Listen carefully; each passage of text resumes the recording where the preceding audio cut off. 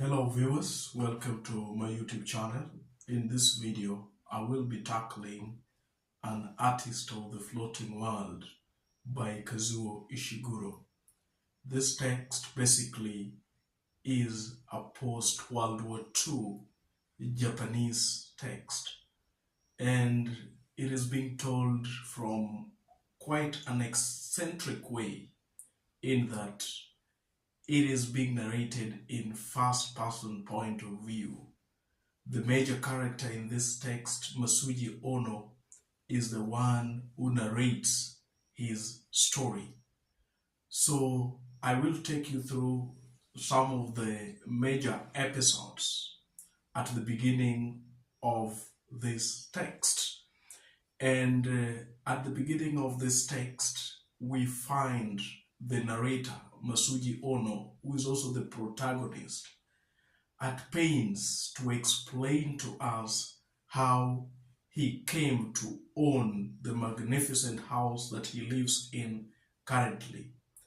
He tells us that he bought this house from one Akira Sugimura using quite below half of the actual value of this house at the time of its sale.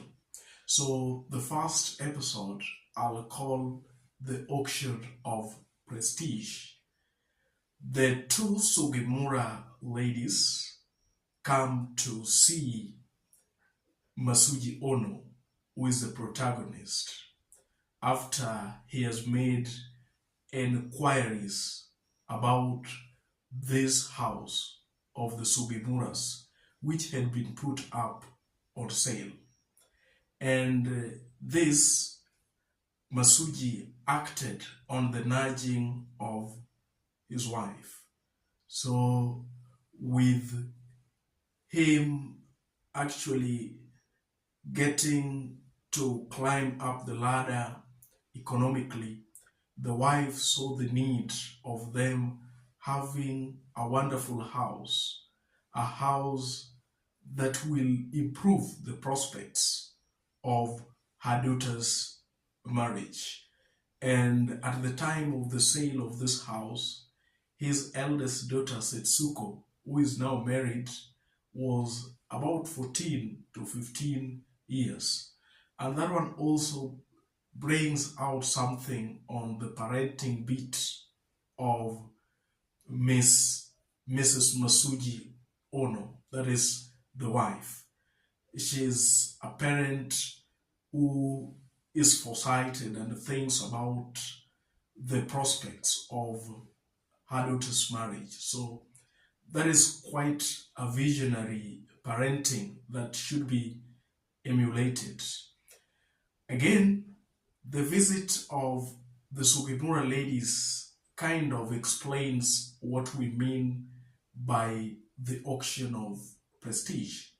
And they state it clearly that in this type of auction, that the primary concern is the character, the moral conduct, and the achievement of the applicant.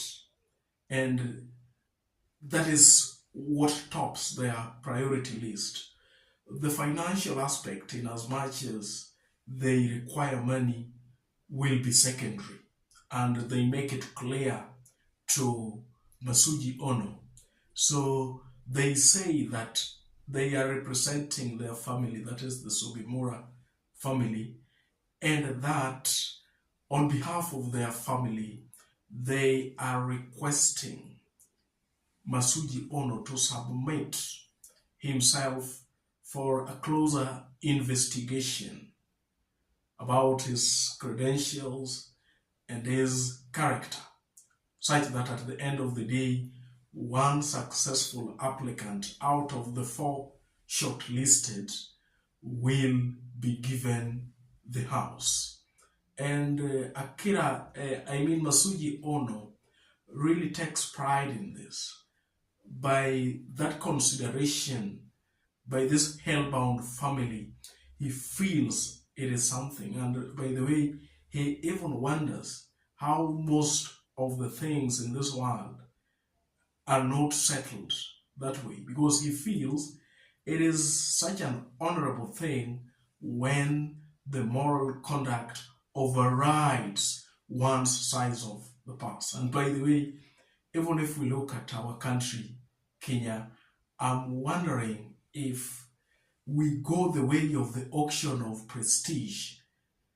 I am wondering how many millionaires or current billionaires who will outbid the poor of the poorest, because certainly we are living in a society where those who have it actually have not earned it the right way, and it is some food for thought and something worth looking at. Then again, there is the after surrender visit by the younger of the two Sugemura ladies who visit Masuji Ono, announcing to him his success as a shortlisted applicant during the auction of prestige. And this visit quite brings out a few issues. The first one, we are told that the woman is ailing, is thin, and this has come as a result of the war. So war leads to physical deterioration, the deterioration of physical health. Secondly, Masuji Ono is bitter because it seems as if the Sugemura lady cares much about how the house which they sold to him fared during the war, and that the Sugemura lady only gave the briefest of commiserations about the deaths of his wife and his only son Kenji.